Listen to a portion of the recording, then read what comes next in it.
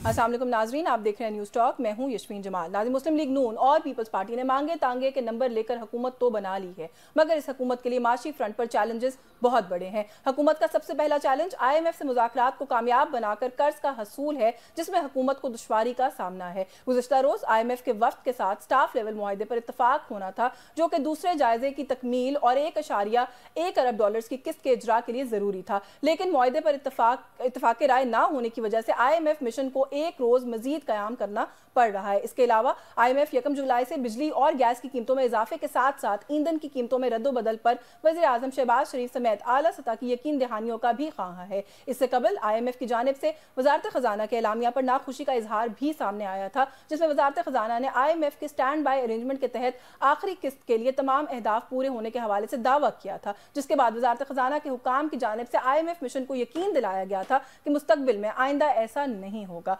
ये बात याद रहे कि IMF के साथ मुज़ाकरात में कामयाबी की सूरत में 1 जुलाई से बिजली और गैस की कीमतों में इजाफा हो जाएगा, जिसके लिए सुई सदन और सुई नॉर्दर्न गैस ने ओगरा को दरखास्तें अरसाल कर दी हैं। सुई सदन की जानिब से दरखास्त में इस्तदा की गई है कि कंपनी को 79 अरब 63 करोड़ रुपए के शॉर्ट फॉल का सामना है, जिसको पूरा करने के लिए 1 जुलाई से 324 रुपए फी MMBTU इजाफा किया जाएगा, ताकि अरबों रुपए के शॉर्ट फॉल की कमी को पूरा किया जा सके। जबकि सुई नॉर्दर्न गैस कंपनी की जानिब से गैस की कीमत में 147% इजाफे की दरखास्त भी की गई है, जिसके बाद सुई नॉर्दर्न के सार्फिन के लिए गैस की फी MMBTU कीमत 1800 रुपए से बढ़कर 4446 रुपए हो जाएगी। IMF के मुतालबात के तहत गैस और बिजली की कीमतों में होशरुबा इजाफे पर आज मुस्लिम लीग नून के कायद मियां नवाज शरीफ भी नाखुश नजर आए और पंजाब काबीना के इजलास की सदारत के दौरान IMF के मुतालबात पर खुलकर बोले। नवाज शरीफ का दौरान इजलास इजहार बरहमी करते हुए कहना था कि IMF के कहने पर बिजली गैस और कितनी महंगी होगी। IMF के तमाम जो मुतालबात हैं वो पूरा करते करते अवाम के सब्र को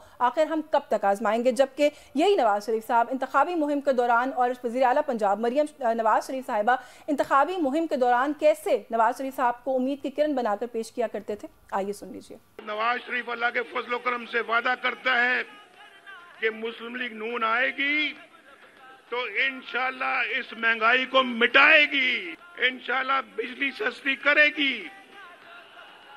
और इंशाल्लाह रोटी की कीमत जो है उसको भी इंशाल्लाह हम सस्ता करेंगे। चीनी की कीमत सस्ती होगी इंशाल्लाह और गैस घर घर मिलेगी इंशाल्लाह। सुबह 10 बजे से दोपहर 1 बजे तक नवाज शरीफ साहब किस चीज पर काम कर रहे थे? नवाज शरीफ साहब इस चीज पर काम कर रहे थे कि अगर अल्लाह ताला ने और आपने मुंतखब किया तो आपके बिजली के बिल हमने किस तरह कम करने हैं, आपके गैस के मसाइल हमने किस तरह हल करने हैं, आपकी तकलीफात हमने किस तरह दूर करनी है। हमारा मुकाबला किसी फर्द से नहीं, किसी जमात से, आपकी खुदा न खास्ता गरीब की कमर तोड़ देने वाली महंगाई से।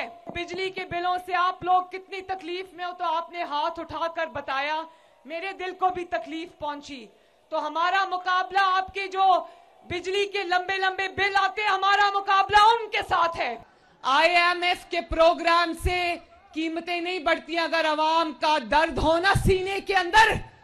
जी, आपने सुना। तो जानने की कोशिश करेंगे कि 21 अक्टूबर को पाकिस्तान के अच्छे दिन वापस आने थे, उसका क्या हुआ, और जैसे दीगर कुछ इश्यूज जिनका हमने इब्तिदाई में जिक्र किया उन पर भी बात करेंगे। हमारे साथ इस प्रोग्राम में बात करने के लिए मौजूद है पाकिस्तान तहरीक इंसाफ के सीनियर रहनुमा है, मेंबर है नेशनल असेंबली के जुनैद अकबर साहब ने ज्वाइन किया। बहुत शुक्रिया सर आपका, आपके वक्त के लिए। पाकिस्तान पीपल्स पार्टी से yet another senior politician, member है नेशनल असेंबली की शर्मिला फारूकी ने ज्वाइन किया। बहुत शुक्रिया शर्मिला आपका भी आपके वक्त के लिए। और मुस्लिम लीग नवाज की सीनियर रहनुमा है सलमा भट्ट साहिबा ने हमें प्रोग्राम में ज्वाइन किया। सलमा आपका भी बहुत शुक्रिया आपके वक्त के लिए। सलमा साहिबा, आप ही से अगर गुफ्तगू का आगाज कर लूं। नवाज शरीफ साहब, पहले तो दो बातें, मेरे ख्याल है सवाल के दो हिस्से हैं। एक तो ये कि पंजाब काबीना के इजलास में किस कैपेसिटी में मियां साहब ने शिरकत की, इसको लेकर बड़ा एक सवाल किया जा रहा है। और शिरकत के दौरान जो गुफ्तगू उन्होंने की, उन्होंने कहा कब तक बोझ डालेंगे, IMF की बातें मान कर इस आवाम को कब तक उस बोझ के तले जो है वो दबाया जाएगा। तो ये सवाल तो वो नवाज शरीफ कर रहे हैं जिन्होंने 21 अक्टूबर को आने के बाद इस मुल्क की तकदीर बदल देनी थी। जी बिस्मिल्लाहिर्रहमानिर्रहीम, थैंक यू सो मच। जहाँ तक बात है कि मियां मोहम्मद नवाज शरीफ जो हैं वो काबीना के इजलास में बैठे, बिल्कुल वो बैठे, और हम ये बात हमेशा ये करते हैं, शुरू दिन से हमने ये बात कही कि चाहे वफाक की हुकूमत हो, शहबाज शरीफ साहब का मामला हो या वजीर आला पंजाब का मामला हो, तो हमारे जो हुकूमत जो चला रहे हैं, जो हुकूमत के अहम फैसलों में नवाज शरीफ के बगैर नहीं हो सकते। ये बहुत क्लियर है। और वो हमेशा ہر اہم فیصلے میں ان کا پوائنٹ آف ویو ہوگا اور وہ اس میں پورا رائٹ رکھتے ہیں. اس سے ہمیں کوئی اختلاف نہیں ہے. ظاہر ہے آپ کی پارٹی کی اس وقت گورنمنٹ ہے, آپ لوگ اگر کہیں سے اپنی گائیڈنس لینا چاہتے ہیں تو وہ بالکل درست ہے, لیکن کچھ چیزوں کا آفیشیل ڈیکورم ہوتا ہے نا. کیبنٹ کی جو میٹنگ ہے وہ بڑا ایک آفیشیل معاملہ ہے, آپ گائیڈنس ضرور لیجئے, لیکن ایک شخص جو کہ کابینہ کا حصہ نہیں ہے, بھلے کتنے سینئر رہنما کیوں نہ ہو, اس وقت officially he is got nothing to do with the Punjab government. کیا کر رہے تھے بالکل انہوں نے جب وہ کل وزٹ کیا, انہوں نے چیف منسٹر کا آفس وہ ساتھ آئے اور وہاں پہ کابینہ کا اجلاس تھا ہو رہا تھا, اور اس کو انہوں نے بالکل اس کے اندر شرکت کی.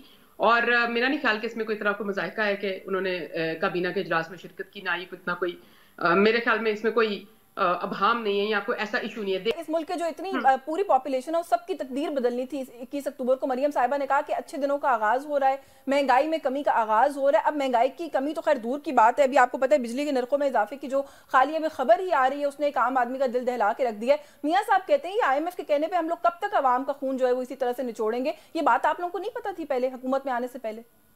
ہاں, اب میری بات بھی سن لیجیے گا. جہاں تک ہم نے کہا کہ مہنگائی کنٹرول ہوگی تو بالکل ہوئی. آپ دیکھ لیں پنجاب کے اندر رمضان پیکج آیا, رمضان آیا, آپ ریٹس دیکھ لیں. جو وہ پیاز تھے وہ 250 روپے کلو والا پیاز ہے 150 روپے کلو مل رہا ہے عوام کو. آپ عوام میں جا کے دیکھیں, ٹماٹر کی قیمت میں 100 روپے کی کمی ہے, ہر چیز کی قیمتوں میں 50% کمی آئی ہے. وزیر اعلیٰ مریم نواز نے یہاں پہ جو پرائسز کنٹرول روم بنایا, خود جا کے ویجیلنس کی, 30 ارب جو رمضان پیکج دیا, 66 لاکھ لوگوں کے گھروں میں دہلیز پر پہنچایا جا رہا ہے. تمام اشیاء جو ہیں استعمال کی, پہلی دفعہ ایسا ہو رہا ہے. یہ ایک ماڈل کریٹ ہوا ہے پنجاب میں کہ 50% روزمرہ اشیاء جو ہیں ان کی قیمتیں گری ہیں, اور رمضان کے اندر ہی گری ہیں. اور ہر ضلع کی دوسری بات بالکل یہ بات آپ نے جو بات کی, آپ مجھ سے پورا اس کا جواب بھی سن لیں. بالکل یہ نواز شریف صاحب کی بات بالکل بجا ہے کہ ہم کب تک IMF کے ساتھ, کیونکہ نواز شریف وہ وزیر اعظم تھے جنہوں نے جب IMF کا 15واں یا 16واں پروگرام تھا وہ ختم بھی کیا, وائنڈ اپ بھی کیا اور واپس بھی کیا.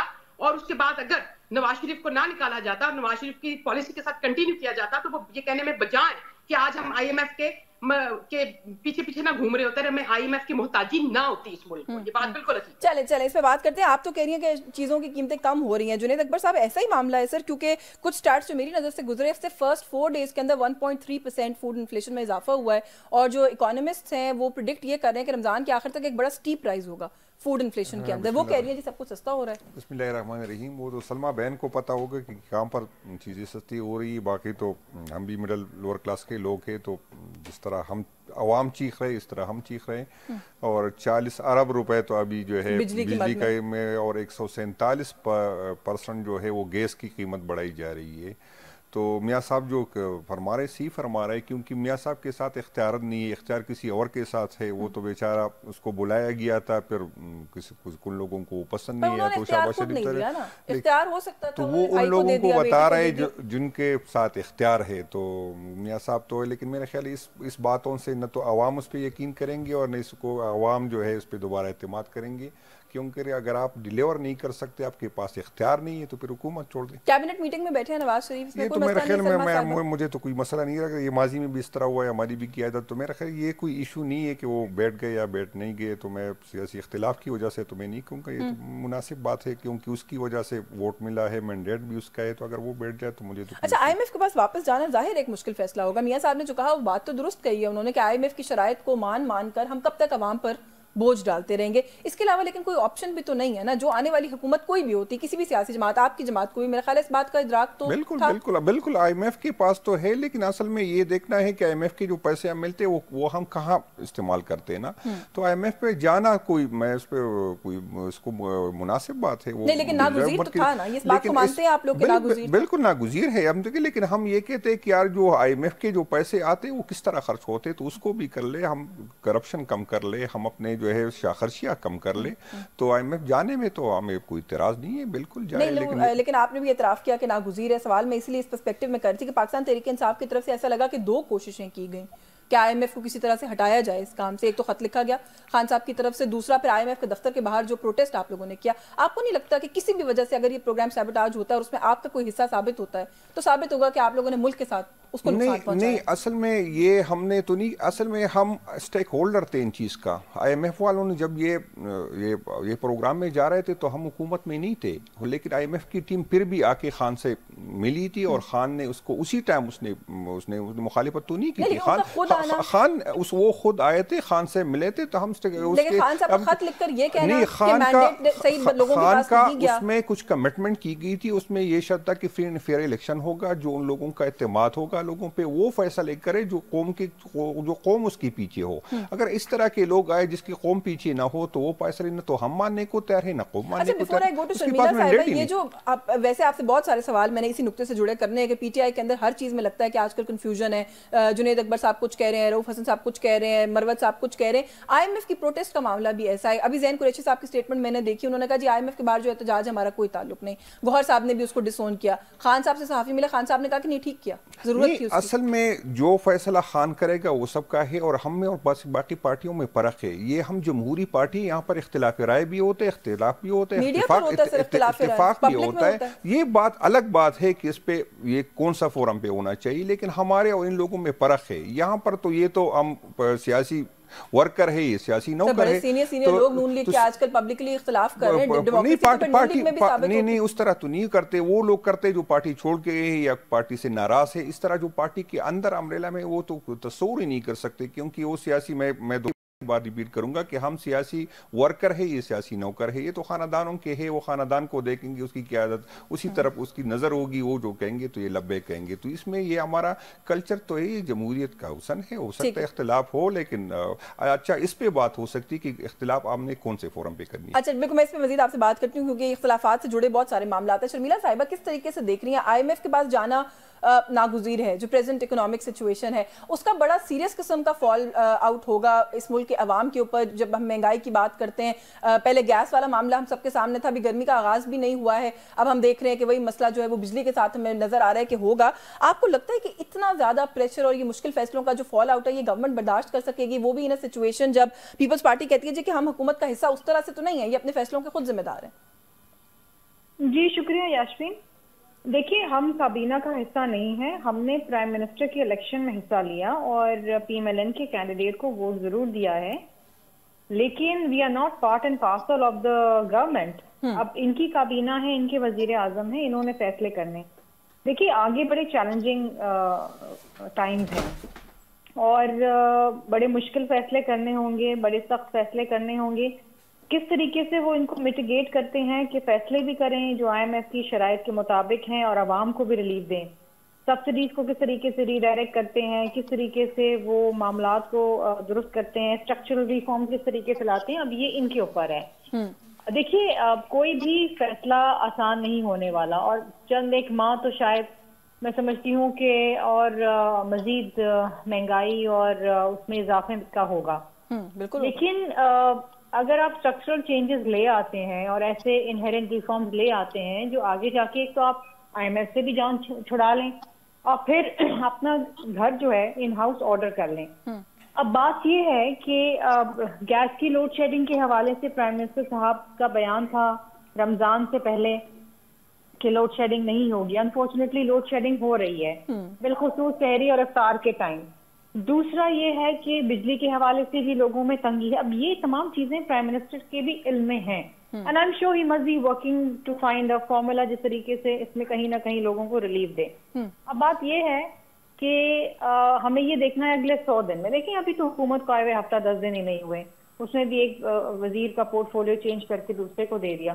So we have to give them at least 103 مہینے دیں گے تو سمجھ آئے گا کہ یہ حکومت کس سمت جا رہی ہے. بالکل ٹھیک ہے. اچھا لیکن ایک اور چیز اس کے اوپر آپ جی مکمل ایک اور چیز جس پہ آپ PMLN کی نمائندہ سلمہ صاحبہ سے بات کر رہی تھی، میاں صاحب کی موجودگی پنجاب کیبنٹ کے اندر. جی دیکھیے I am not to defend, sure کہ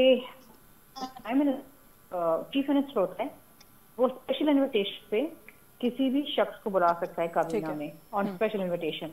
تو یہ دیکھنے کی ضرورت ہے کہ آیا انہوں نے کوئی اسپیشل انویٹیشن پہ میاں صاحب کو بلایا تھا کہ نہیں بلایا.